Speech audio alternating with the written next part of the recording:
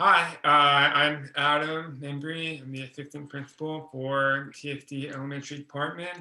I want to thank you for interviewing with us today. And so what I'm going to do is I'm going to ask you some questions. And then at the end of it, you'll have time to ask me any questions you have for us. And then at the end of that, I'll give you two in-basket activities, and one will be like a written response, and one will be a signing sample. That'll be at the end. So we'll do the question, we'll do the interview, and at the end, we'll move on to that next part, and we'll send that to you. So that's what we have planned. Welcome. We're excited to interview you. I'm going to start with I sent you the job description earlier, and I'm going to ask you, are you able to perform all the duties with or without reasonable accommodation? Great. We're good. Okay, moving on. Okay, my first question is kind of a big one, but I'm curious, what brings you here today? Like, why are you applying for this position? So I have over 15, 20 years experience with education in general. And my favorite so far has been with TSD. I worked there for 2 years and I taught second grade and I fell in love.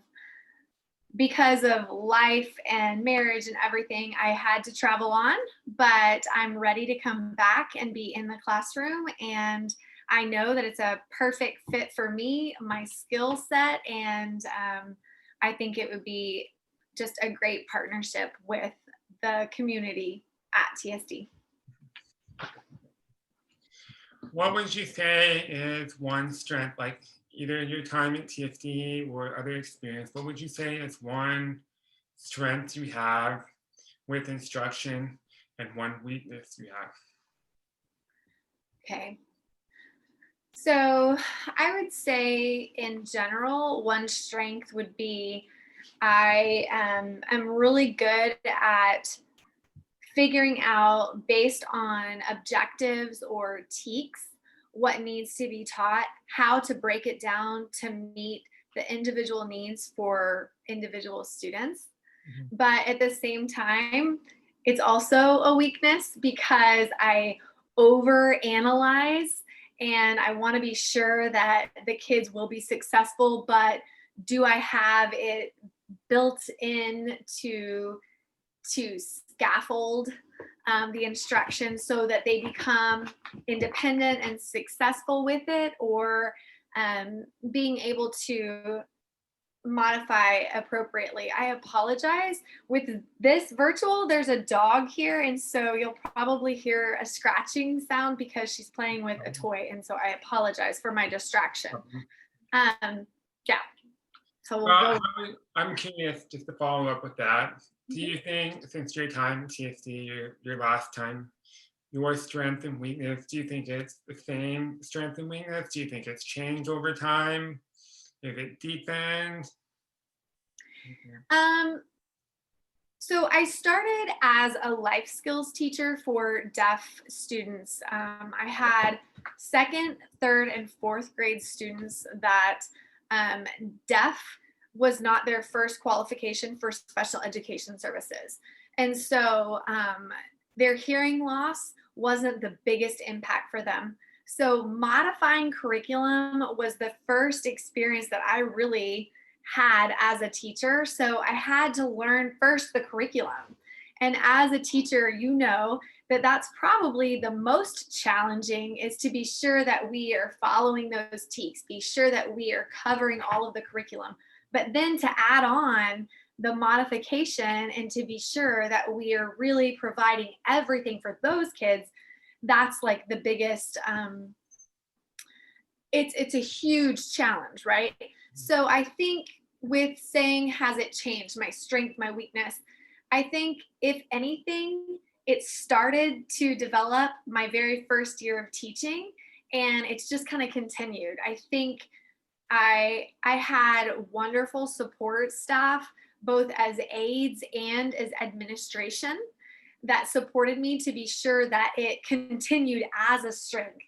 But the overanalyzing is a personal issue that I tend to just personally overanalyze things. And so, regardless of whether it's related to lesson plans or curriculum or just specific things in life in general, overanalyzing tends to be a weakness for me. Thank you. With that, I'm curious. You talked about administration being supportive of you, and that was a big thing for you. So I'm curious for you, what qualities do you look for in administration? And myself and my colleagues, what kind of qualities do you look for to best support you? For me personally, I really love collaboration. So, being able to partner with an admin, I don't mind. I like rules. I like to follow expectations and know what I'm expected to do, and then I can easily follow. But if an admin is changing their mind or they're saying one thing to one person and then deciding to say something different to another person, it's hard for a team to be unified. So I really appreciate admin that have kind of set um, guidelines, I guess, and then also that collaborative piece. So if I have an issue or a struggle, I probably know it because again, that's that over analyzing part. I probably know that I'm struggling with something. So I want an admin to not look down on me, but to be willing to say, come in, let's sit down, let's talk about the struggle and let's figure out a plan. So that collaboration and that non-judgmental um, characteristic, I guess, is really important for me. I value that. Also, um, the role of a servant leader. I love seeing people that are willing to not only come into the classroom and observe, but also model. If there's something that I need that I'm missing and I need it modeled, then come on in, model for me, show me how I could do it differently that maybe it would be more beneficial for the students because it's not about me, it's about the student's success. Yeah. Uh, so as you're saying, you appreciate when administration is visible, and if they're there, they're around. So I'm curious if what kind of instructional activities could I typically expect to see if I go into your class any day? What kind of things would I typically see? So I love a busy classroom, but not busy like as in busy work, but hands on movement in the classroom. You'll see communication, you'll see teamwork approaches, you'll see. Um, I know the term has changed, but it's the same concept in theory. Centers where there's some movement and there's activity set where there's some structure provided, but the expectation is with a team or a partner, you're going to work together and work through this. So obviously, those will vary based on what kind of activity they are. So sometimes you may see kids with various levels of ability that are partnered together, but sometimes you'll see kind of similar skill sets partnered together depending on the activity. But a lot of movement, a lot of collaboration. Again, same with the admin. I want to see kids doing the same things. I think one thing that we need as teachers is to value how to communicate effectively with each other. So it needs to happen in the classroom environment so that we can be modeling and showing kids how does that work.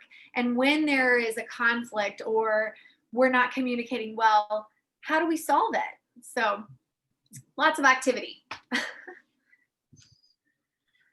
You mentioned that sometimes they're on different levels. Students will be on different levels, and what are some ways that you modify instruction for students who are maybe not on grade level? So I feel like that's a loaded question because really Yes. it varies based on the kid and where they're currently functioning with whatever is being covered. So if it's math specific or if it's reading specific or just language in general, I think it just varies that modification and what it looks like. But I think a lot of that is going to be based on what I do know, and that should be based on their FIE, on their IEP goals, on already established accommodations and modifications that are set. So that's going to be my starting point. And then from there, I'm going to look at the activity and see maybe some don't need heavy modifications. Maybe they just need a few extra accommodations, but some may need serious modifications. So it could be that they are partnered with someone, and really my expectation is very minimal for them compared with that partner. Or maybe I have them separate and I'm working, maybe it's 2-on-1, 1-on-1. It just depends. It varies, again, based on what the individual student's needs are. So I apologize. I feel like I'm not really going in depth with that answer, but at the same time, it's such a good question, but I feel like it needs to be seen in life to see the kids and see what happens. Oh, that's a great response. I think we will ask other questions later that are similar. So we'll kind of spiral back to it. So don't worry about answering all. Okay. Um, One thing I want to ask is about how would you monitor student progress? Like, what are some ways you found to be effective that you plan to use in the future? Okay. So first, a benchmark assessment is a typical norm for schools in general. And I know that TSD has their benchmark assessments as well. I do think that they're valuable. I think that we can get something from them. I think it depends on the age of the kid of what they're really capable of, but I think it's a one-time snapshot of a student's performance. So I think we need to supplement that with other things. So one of the things that I liked that I did with the benchmarks, we had that. And then we had a spreadsheet where we talked about the different TEKs.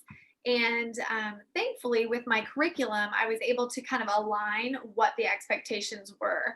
So every week, depending on the book, or let's focus on ELA for just a hot second. So ELA, so maybe it's a book that they're reading and I know their reading level. Maybe that group is focused on a specific level. And so we're going to monitor through the word just totally boop, but hello. Don't hurry. The reading assessment. I can't think of the word, but the word doesn't matter. So having, it's called a running record. So monitoring their fluency, their comprehension, their word recognition, but also their ability to figure out and decode.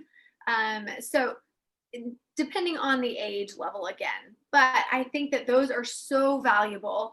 Also being sure that, again, with the TEKs, we were able to do a spreadsheet and kind of touch on the different times that we touched that TEK.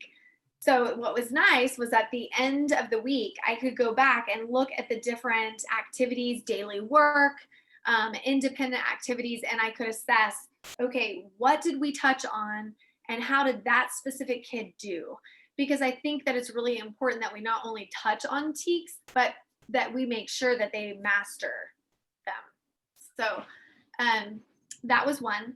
Also, there's another program. It's a math program that we used.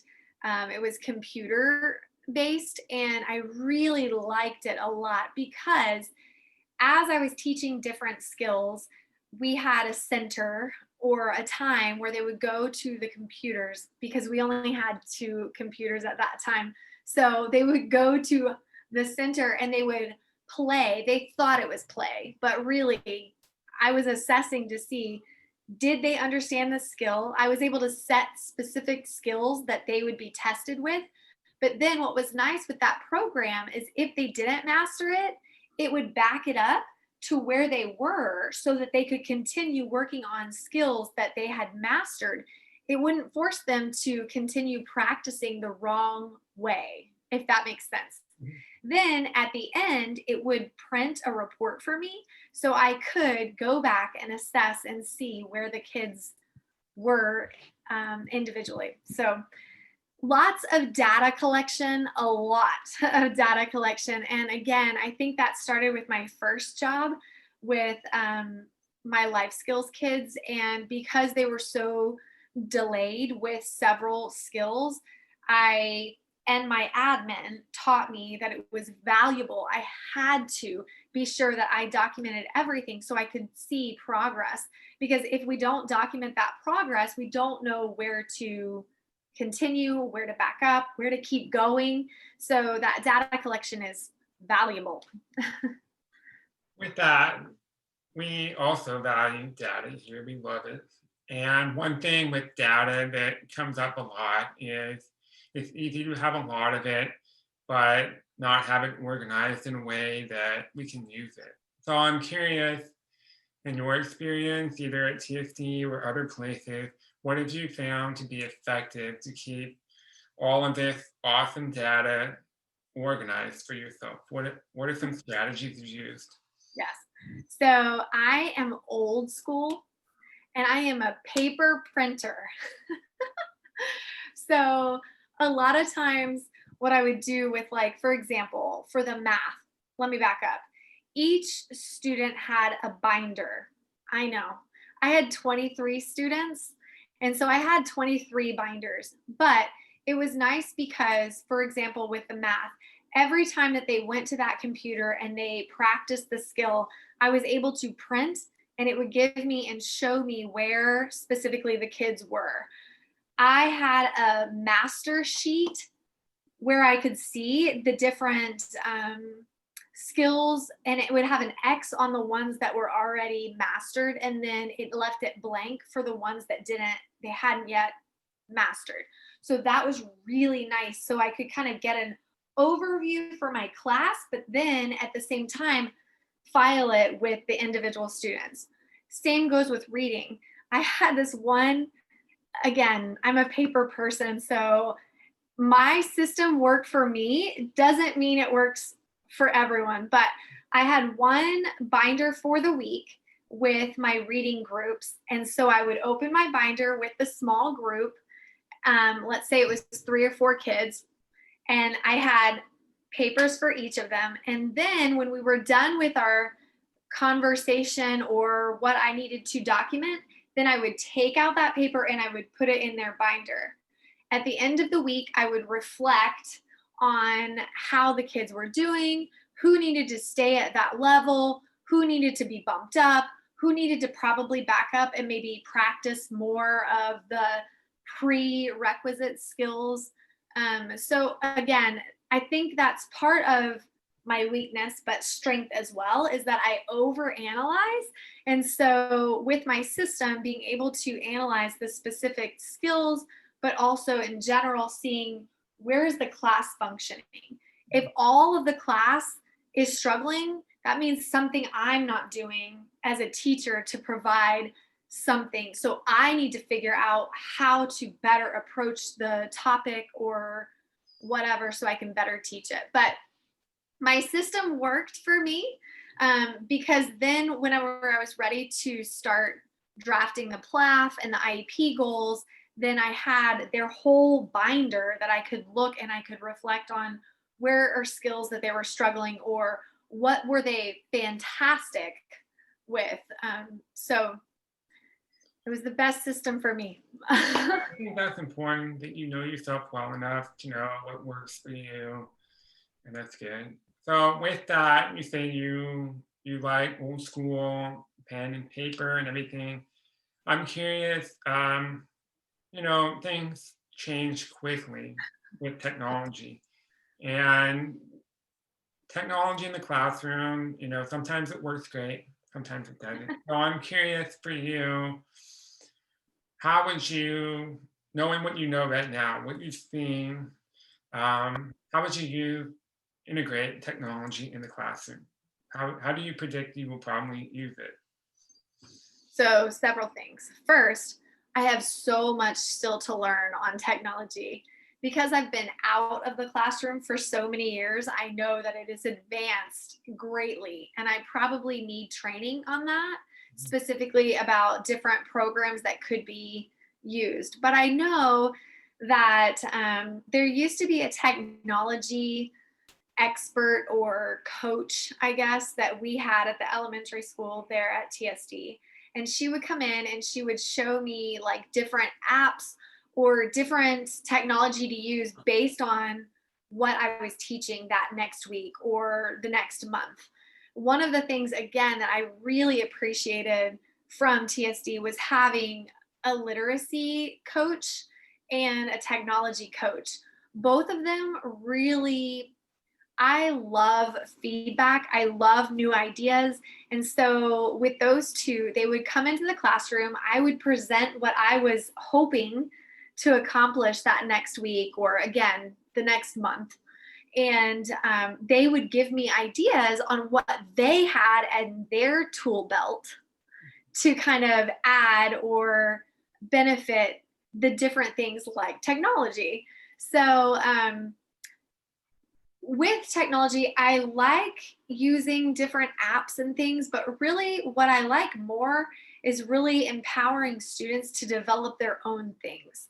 So, again, I'm old, so forgive me because I'm sure there's much cooler things. But for example, we used PowerPoints, and I taught the kids how to make cute little PowerPoints based on whatever they were learning. And then they would develop them. And then our tech person would come in and she would add, like, for example, in second grade, you learn about adaptation and how maybe the animal has adapted to the environment or the environment. So she had this really cool app that you could take a picture of yourself and morph it into the animal or whatever. And so, as a cool little added technology piece, she came in and with their PowerPoint, where they were showing their research, showing what they learned about the specific animal and their habitat.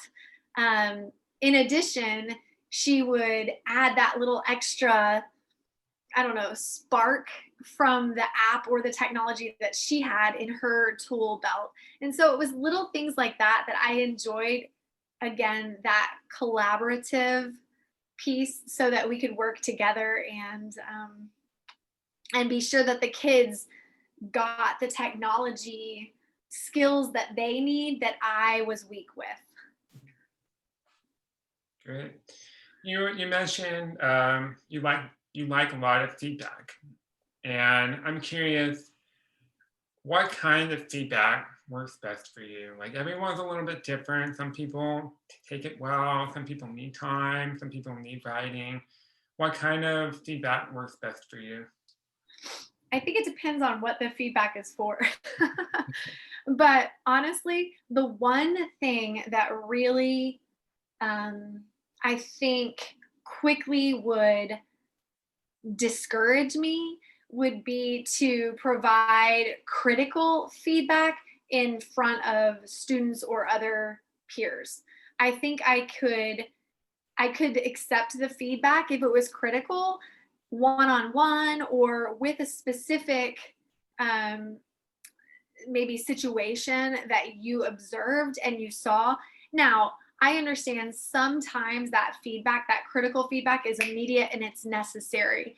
If you, I mean, I would never, but if you saw a teacher yelling at a student, obviously you would intervene and say, go take a break, whatever. But, and so I get that, but to say, critical feedback like this is not going to work or this lesson has nothing to do with those kinds of very serious opinionated feedback that's critical. I just would prefer it to be one-on-one, and I don't mind. Again, I like learning other people's perspectives and seeing what maybe I missed or what they saw. But it makes me uncomfortable in front of other peers or students. Okay. Okay, so you're talking about there might be some things that you miss, some things in your lesson, your instruction. And one thing that we're trying to push more for is establishing and kind of maintaining a more culturally responsive classroom. And that's something we're all learning about, the things that we miss. So I'm curious, your perspective, how would you establish and kind of maintain a culturally responsive classroom? I love it. So, culture in itself is a big word, and it's like modification. It's this very broad term, but so important based on the specific situation or the specific culture that you are in, right?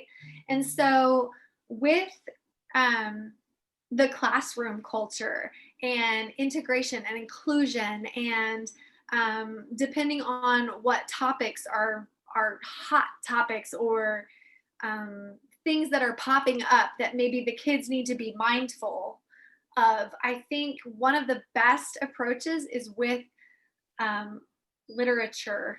I can't spell tonight, but with literature, with books.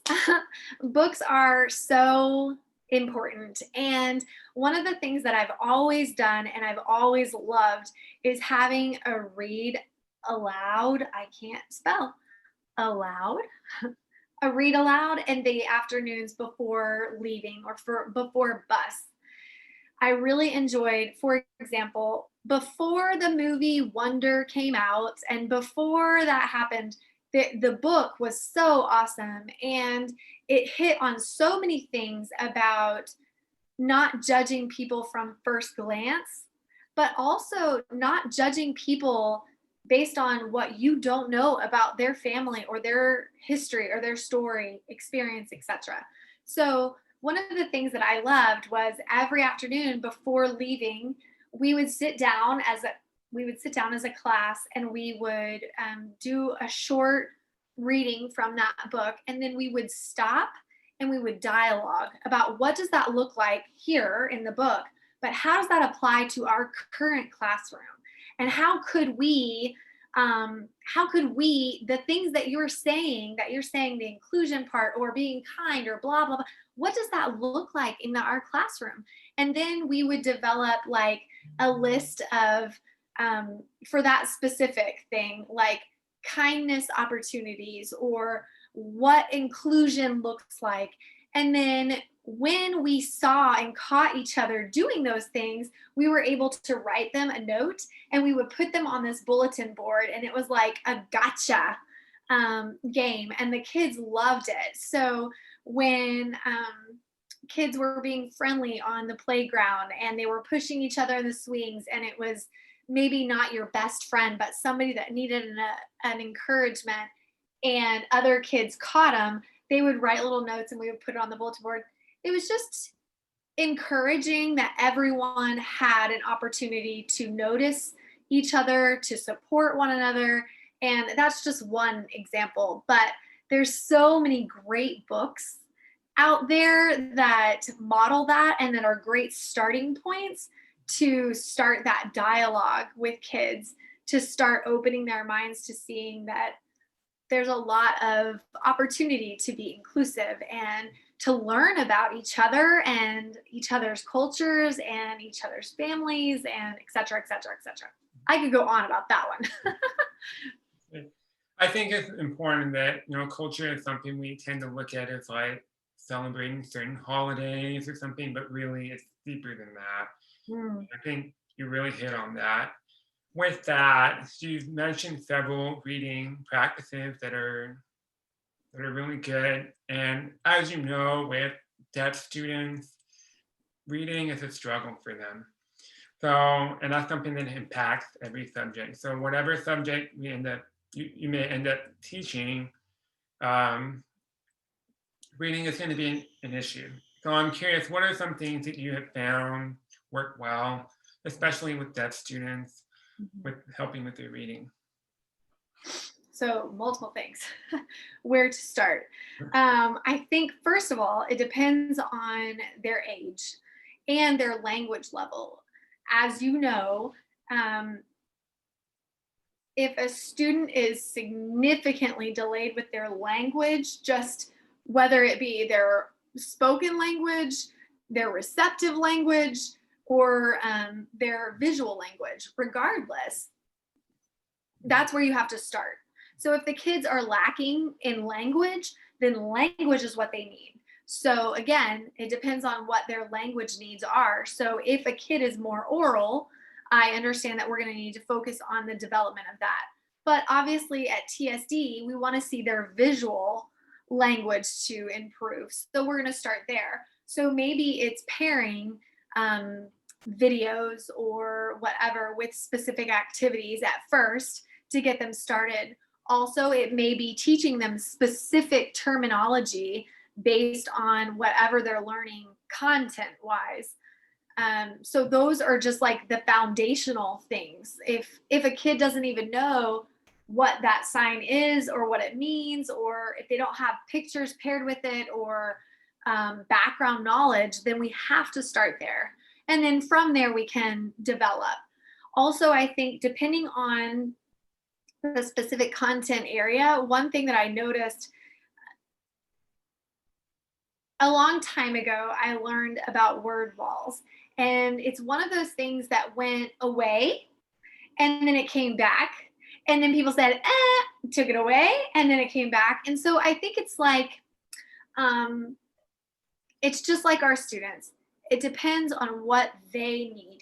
If they need a visual space to be able to set up specific words or things that will help them figure out the meaning of something, then we need to provide that environment. If it's an individual, maybe space where they have that ability to look, whether it be a dictionary or a personal dictionary or specific things, then great. If it's a classroom, then put it on the wall, put it there. But I think it starts with just the development of the vocabulary and language, and then moving on from there. Um, it's such a big question. There's a lot to it. So thank you for that. My next question is, when was a time that you felt like you failed as a teacher, and how did you respond to it? Failed as a teacher.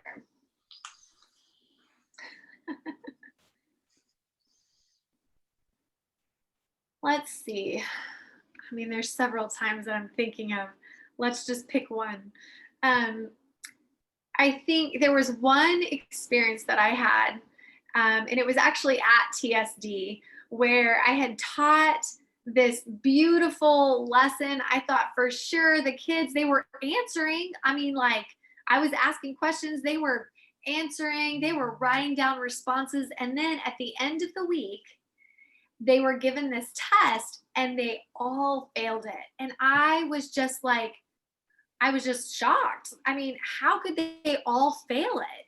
Because they were doing so well with like my observations and what I was seeing in small groups, and their work was showing.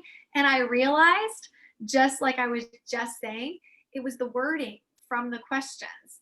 They didn't understand what the question was, but I had to analyze that because I thought it was how I instructed. I thought maybe I had missed something or I had failed in some way, and I did fail in a way because I hadn't taught them how to answer written questions. Does that make sense? Mhm. So my questions were this in the air, and they were able to answer all day, but then give them a paper of the written English, they didn't get the question. So that's where I had failed them. I didn't provide that opportunity during the week or during my activities to really force them to think. I have to read this and understand the question and then answer. So that was something that I started to implement with each weekly lesson, that I started to really emphasize a specific question type and we would review it and we would talk about, what does this mean? What do these words mean? What do I look for? How do I know I'm answering that matches what this question says? So it was like a strategy or a skill lesson that was into the TEKS as well. Does that make sense? Yeah. So it was just additional instruction that I needed to add. But again, I wouldn't have known if I didn't have that observation feedback and I didn't have the other activities. I would have thought that they just didn't understand the concept, but they did understand the concept. They didn't understand the questioning. It's very good for you to take a step back and assess yourself and just have that kind of self-reflection, make an adjustment. Um, when is the time that you have felt like really a part of a learning community, and what made you feel that way? So I think it would be my first job, and I'm so thankful for it because, again, with that life skills group, I graduated from college and I thought all kids were the same. And we had learned about variations and kids and whatever. And I had taught, well, I worked at a daycare before going to college. And then during college, I was an interpreter. So I had a lot of experience with kids and variations of kids, but never like a life skills situation where they were significantly delayed in a lot of physical, mental, various things that I just had never experienced. So when I was handed the second, third, and fourth grade curriculum, I thought, there's no way. What do I do? So I was really grateful because I had a whole team that supported me. And that was the biggest benefit for me. I had an OT who supported me and gave me ideas and suggestions and different tools from her experience. I had a life skills coordinator that would come in and she would kind of help with the environment. She would help with the specific details about their individual needs. I had a deaf ed admin who would come in and do observations and give me feedback based on their hearing aids, cochlear implants, FM systems, signing systems. So I just had a lot of feedback constantly. And that team approach was what helped me feel the most successful. Yes. Very good. I don't know if I answered that question. Kind of with that, I'm going to give you a situation and just a scenario, and just kind of walk me through how you would respond to it. So imagine you have a parent that sends you a very angry email, and it's right after progress reports have been sent home, and they said they had no idea their kid was not doing well in class, and they demand a meeting with the principal and yourself as soon as possible. How would you respond to that? So, several things. First, parent involvement is one of my biggest, most important parts of my job. I learned that very fast. And again, going all the way back to my life skills kids, those parents I had a very, very close bond with. One of them just graduated last year, and I went to his graduation, and we're still in contact with the family because I value the family's involvement. So I'm going to say, first, I'm going to set it up prior to that email. I'm going to make sure that I'm communicating with parents constantly. Also, I know that TSD is using Schoology. I don't know what y'all are signing for it, but Schoology, where the parents have access and they can see the progress that the kids are doing with grades in general. But I personally, again, technology, I prefer the written stuff. So depending on the age of the kid, I'm going to have whether it's a notebook for the younger ones where I can communicate through a notebook. So there's written documentation.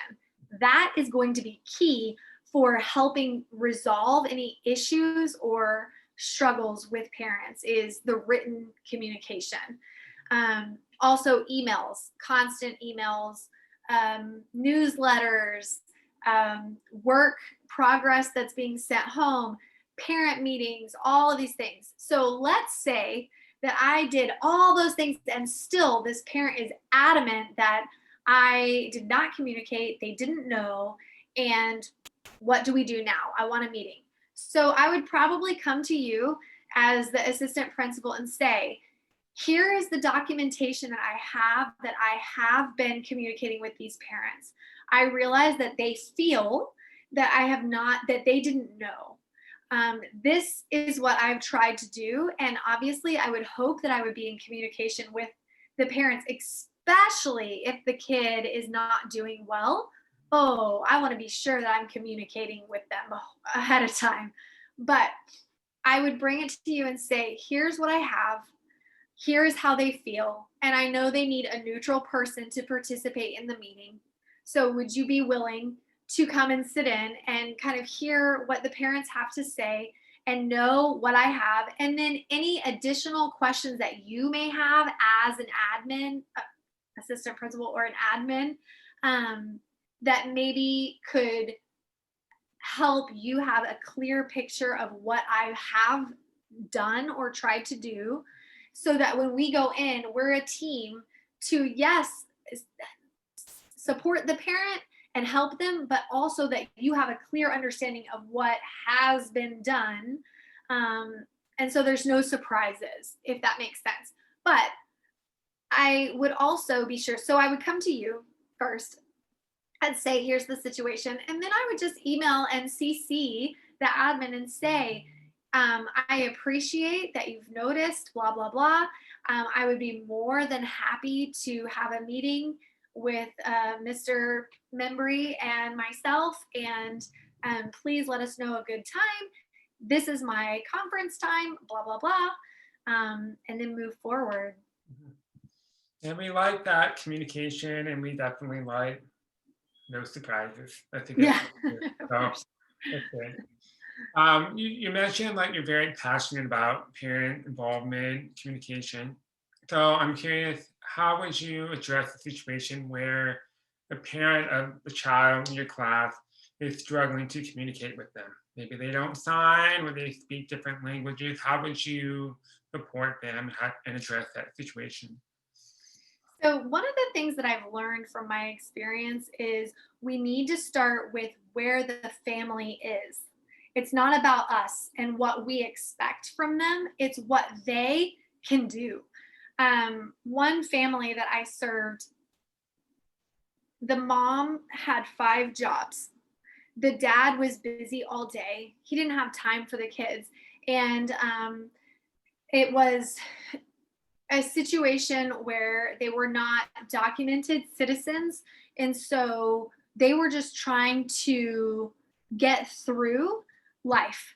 And so for me to expect them to learn from, they had 7 kids also living in one apartment. And so understanding where they were starting from and what they could give was so important. It was important to know what we needed to provide that student at school, but also it was important to know what we could provide for home too, to figure out who was the main caregiver at home, who, how did dinner time, what did that look like for them? Because maybe they didn't sit down at the table, and maybe it was just whenever they could grab food, they ate. So what did the afternoons look like? Was there structure? Were they left alone? So figuring out where the family was starting from was that was an eye opener for me to learn that's where I needed to start. I didn't need to just print and send pictures of signs or send videos. No, sometimes that didn't work.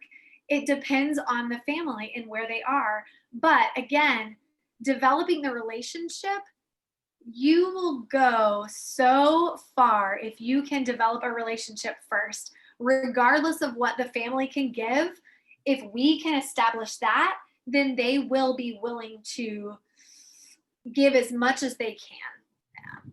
So, Very good.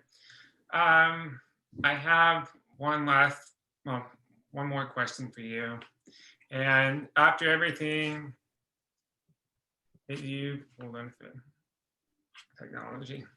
After everything that we shared, I would like to ask you, and you've given me everything, your perspective, the way you approach things. The last question is a big one, and it's why should we hire you? I think that um, I'm the kind of person that, regardless of how many years' experience I have or what my job title is, I'm always open minded and I'm willing to learn new things. And I think TSD provides a community and an environment where that is not only valued, but also it's encouraged. And so I think I can be the kind of person that TSD wants, but also I can model it by being it, but also I can embrace it from an outsider too. I realize that TSD is a very close family, and so often people kind of are afraid to jump in. But I understand that I am an outsider and I have a lot to learn. So I think that that's a valuable part of um, why you should hire me, and also my passion, of course. Well, thank you so much for your time today. We really appreciated it. So we will be interviewing a few more candidates this week, and we expect we should be making a selection in the next couple of weeks. So should be hearing from us soon, one way or another. And what I'm going to do is I'm going to email you your two tasks. One's a writing sample, and one is a language sample. And I'll send that to you. You'll have 2 hours to complete it. But so that's it for us right now. But thank you for your time. Really enjoyed interviewing, and good luck with the next part. Thank you. I appreciate it.